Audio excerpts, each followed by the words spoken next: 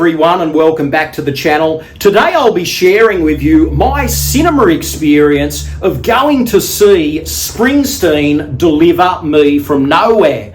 Now, I took a chance on this and I decided to see it on the biggest screen possible in my area. It has a fantastic sound system, and I went there fairly early in the morning. It was the first session of the day, and I was eager to really get invested in not only his story, but also be blown away by some musical performances.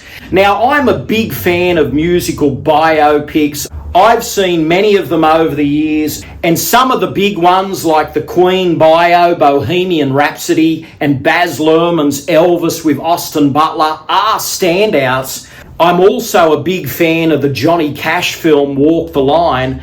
So going to see this Springsteen movie came with a little bit of baggage because Bruce is a mega artist who has some huge hits. I mean, there's countless hits in his catalogue, but this movie decides to focus on 1982 and the recording of the Nebraska album. So this is still in the infancy of Bruce's career. This is when he's going through a very introspective period. So I settled into my seat. I was all ready to go on this journey with Bruce, and I found out as this film moved along that it was only going to have sporadic bursts of music, and that is okay. And there is a big centerpiece where he performs Born in the USA. It's the first time he records it in a studio, and it is just magical. It'll tear the house down just like Bruce wanted. And it just sounds fantastic in that cinema environment. But unfortunately, that is really the pinnacle of the film. The film is rather a somber drama. And a somber drama doesn't really need to be seen on the biggest screen. It doesn't need to be experienced in a theatre even. This is a movie you could actually just stream at home and be happy enough with. So there aren't enough big music moments to make this a fully involving cinema experience. So for me, going to see it on that super screen with that amazing sound, I wanted more, I got a little less. And sadly, there were only 5 of us in attendance. So it was me and 4 others, and that was it. And sitting in a big cinema like that with this massive screen, and there being so few people populating the seats, it's like going to a concert and there is just 0 attendance. The cinema experience then almost became very intimate, but in some ways, maybe that's what Bruce wanted with this film. This is a more intimate movie. It's a different approach to a biopic, and it's deeply personal to him. It's not trying to dramatize his entire life. It's just a small fragmented section when he was on the cusp of superstardom. And he's writing probably the most divisive album in his catalogue. So the Nebraska album is the focal point.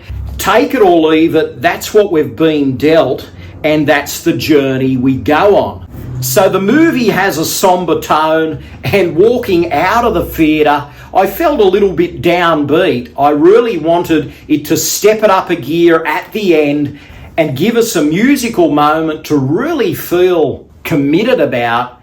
But the film isn't about to go there. It doesn't want to, it shies away from it, and it remains understated. For some people, that is enough. For others, you'll go, hang on a minute, we're fans and we want more music. This film could upset some of his fans. It's not like going to a big Springsteen concert and walking away with your fist in the air. This is kind of almost walking out of the theatre with a slight limp.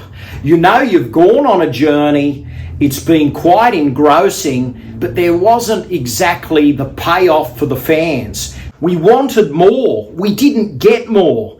And for that, I walked away underwhelmed. I hate to say it, but really, this movie had all the elements, and then at the final hurdle, fell short. So yeah, it was still an interesting time at the theatre. but there was 5 of us. The tone was really somber. And when the film comes to a close, there is really not that much to be enthusiastic about, except that Bruce is still around and he has given us so much during the ensuing years. So that was my experience, a little bit deflated, but still, this is a movie full of fantastic performances. It is really well directed by Scott Cooper. In the past, he gave us Crazy Heart, which starred Jeff Bridges. Bridges actually won an Oscar for his portrayal of an alcoholic country and western star. And if you haven't seen that movie, that is really a trip. Crazy Heart is worth checking out. So Scott Cooper knows how to do a film, but overall this is an understated biopic. Maybe an external source just needed to tell him we needed to go the extra step. The Springsteen music is great, I just wanted more.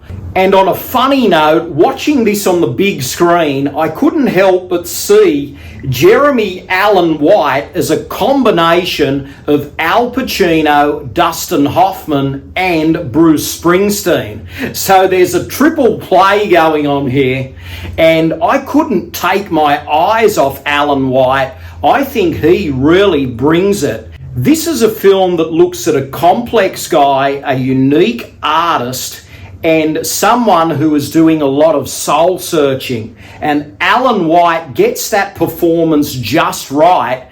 We just needed to see more of him on stage. And if you've seen this Springsteen film, please share your thoughts in the comments below. Tell me, did it live up to expectations or did it fall short? So that just about does it. Springsteen, Deliver Me From Nowhere.